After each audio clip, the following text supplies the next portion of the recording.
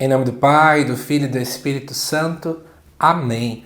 Amados irmãos e irmãs, é com muita alegria que nós estamos aqui para juntos estudar e meditar a primeira leitura que a Igreja nos apresenta para a solenidade da Santíssima Trindade do ano A. O texto desta primeira leitura se encontra em Êxodo, no capítulo de número 34. Mas antes, eu quero louvar e bendizer a Deus, porque nós chegamos ao número de 10.000 pessoas inscritas aqui no canal. O meu coração se enche de gratidão a você que tem confiado no meu trabalho, como também a Deus que tem feito tantas pessoas, a começar de mim, é claro, se apaixonarem ainda mais pela palavra de Deus. Você que tem gostado desse trabalho, compartilhe com mais pessoas, tá bom? E eu avisei que ia ter novidade. Então fica ligado aí que em breve vai ter vídeo explicando o que é que vai vir de novo. E eu sei que vocês vão gostar muito, tá bom? Mas vamos lá, vamos voltar então para essa leitura. O que é que ela nos diz? Diz assim: Naqueles dias, Moisés levantou-se quando ainda era noite e subiu ao monte Sinai, como o Senhor lhe havia mandado, levando consigo as 2 tábuas de pedra.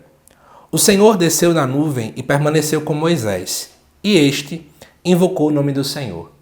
Enquanto o Senhor passava diante dele, Moisés gritou: Senhor, Senhor, Deus misericordioso e clemente, paciente, rico em bondade e fiel. Imediatamente Moisés curvou-se até o chão e, prostrado por terra, disse: Senhor, se é verdade que gozo de teu favor, peço-te, caminha conosco. Embora este seja um povo de cabeça dura, perdoa nossas culpas e nossos pecados e acolhe-nos como propriedade tua. Amados irmãos e irmãs, vamos entender a riqueza que se encontra aqui por trás, especialmente porque muita gente olha para esse texto e não entende talvez o que é que a gente pode extrair sobre a Santíssima Trindade aqui. Então vem que eu vou te ajudar. Primeira coisa, a gente tem que entender o que é que tem acontecendo aqui no pano de fundo do livro do Êxodo. Ora, antes desse relato que está aqui, Deus já havia entregado as tábuas de pedra para Moisés com os 10 mandamentos. E além desta entrega, é importante que a gente possa saber que o povo de fato tinha caído num pecado.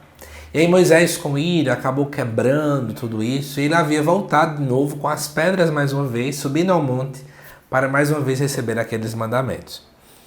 E aí a primeira coisa que nos apresenta é o seguinte, né? Moisés levantou-se quando ainda era noite e subiu ao monte Sinai, como o Senhor havia lhe mandado, por isso que ele leva 2 tábuas de pedra. Em primeiro lugar é você entender o significado da montanha. Tem muitas pessoas que acham, colocam na cabeça que é para a gente poder tentar de fato entender essa montanha como um lugar geográfico. Entenda a expressão lugar geográfico.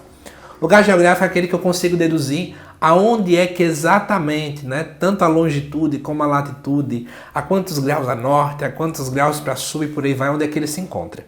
Mas eu te ajudo a dar um passo agora no conhecimento bíblico. As montanhas, mais do que lugares geográficos, eram lugares teológicos, ou seja, lugares em que nos fala algo sobre a pessoa de Deus. Então, qual é o significado do monte, então, no aspecto teológico? O monte, por ele estar no lugar mais alto, e, portanto, parece-nos que ele então está bem mais próximo, né, do céu, onde era a morada de Deus, então, qual era a grande crença que se tinha, né? Subir ao monte é se aproximar de Deus. Subir ao monte é, de fato, ter esse encontro, esse local de intimidade. Ir ao monte é um local que a gente pode se aproximar dele. E a gente começa então a ver um absurdo que muita gente acha, né? Tem gente que diz assim, vamos fazer um retiro subindo ao monte, aí pensa apenas que o monte é um lugar geográfico, e aí diz o retiro foi magnífico, foi profundo, porque a gente subiu até o monte, e lá de fato é o lugar que a gente encontra Deus. Gente, apenas para dizer, né, subir ao monte, ir até o monte, não quer dizer subir geograficamente, mas é se aproximar de Deus. Continuando. O versículo 5 diz que o Senhor desceu na nuvem e permaneceu com Moisés. Veja que não é absurdo. Porque se entende, obviamente, que o monte é o lugar do encontro. Então, não é que Deus, de fato, tenha descido como se fosse algo histórico aqui. Mas é na questão de que, de fato, Moisés entrou nessa intimidade com Deus. E diz aqui que permaneceu com Moisés, né? E ele desce na nuvem justamente porque a nuvem é uma das grandes expressões que a gente vê no Antigo Testamento que indicam uma teofania, ou seja, uma manifestação de Deus. E aí diz que Moisés, então, invoca o nome do Senhor. Segundo o versículo 6 em diante, enquanto o Senhor passava diante dele, Moisés grita. Ele chama o Senhor 2 vezes, mas a parte mais interessante é como ele chama o Senhor depois. Ele diz que ele é um Deus misericordioso, clemente, paciente rico em bondade e fiel. 5 características sobre quem Deus é. E agora a gente começa a entender então o que é que isso aqui indica em relação à Santíssima Trindade. São 3 pessoas que são um só Deus. Então o Pai e o Filho e o Espírito Santo são cada um misericordiosos, clementes, pacientes, ricos em bondade e fiéis. Claro que esse texto ele não quer automaticamente nos falar sobre as 3 pessoas da Trindade, porque isso quem revela é Jesus. Mas ele também quer nos revelar quem Deus é. Deus não é um Deus carrasco. Deus não é um Deus que é vingativo.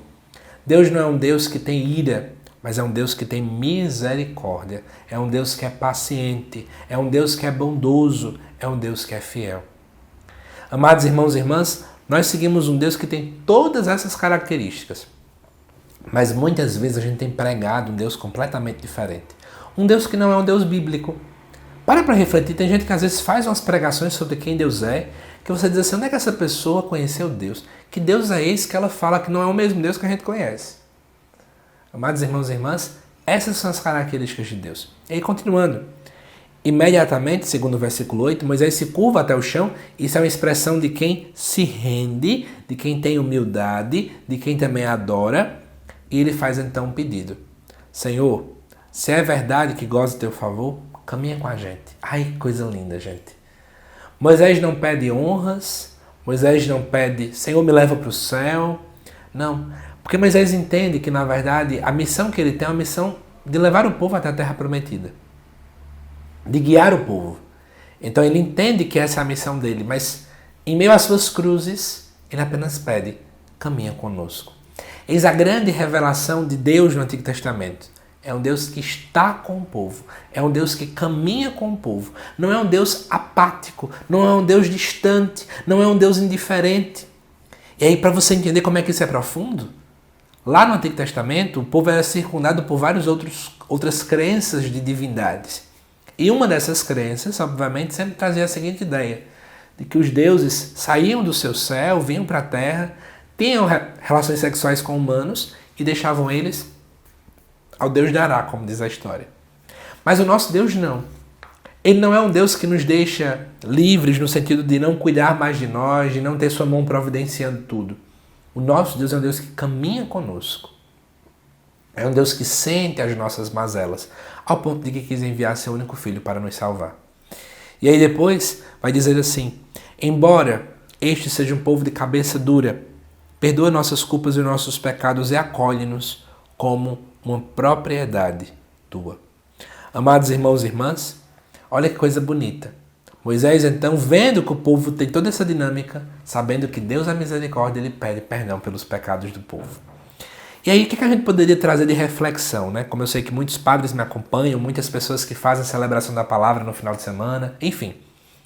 Tem vários pontos que a gente pode trazer. Primeiro, um dos pontos que a gente pode fazer é se nós também temos ido como Moisés subir do monte. Porque nós temos um Deus que se revelou até nós. Se revelar quer dizer tirar o véu. Ele se mostrou, ele deixou se conhecer. Mas às vezes a gente também não busca ele, a gente também não busca esse encontro. Mas o ponto principal que eu quero trazer é já em diante, do versículo 6 em diante, quando em primeiro lugar aparecem todas essas 5 palavras, né, 5 características de Deus.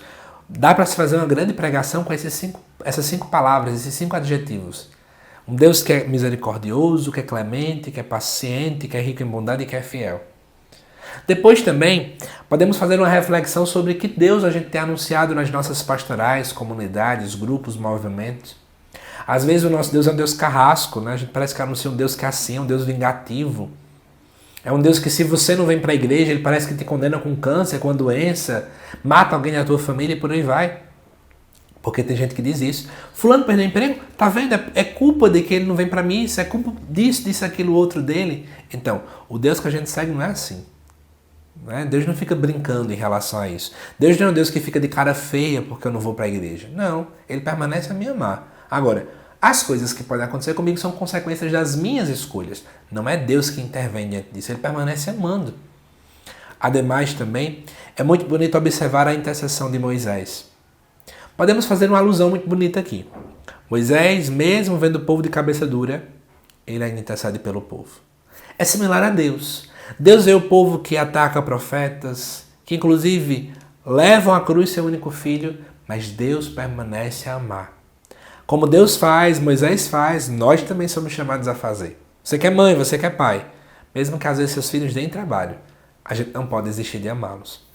E aí, por fim, também, eu acho muito bonito, né, quando Moisés convida ao Senhor de duas coisas. Primeiro, para caminhar conosco. Segundo, para acolher-nos como uma propriedade.